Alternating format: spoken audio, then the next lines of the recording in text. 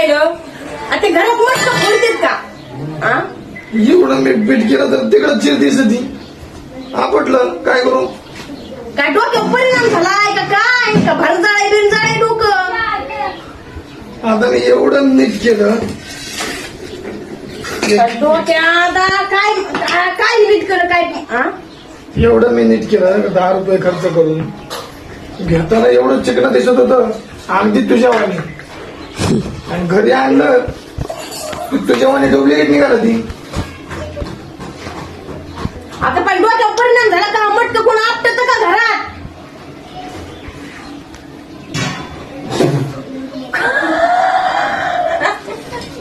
यो माझ्या डोक्याला ताप आहे बाई आता यो काय खरं नाही पडणार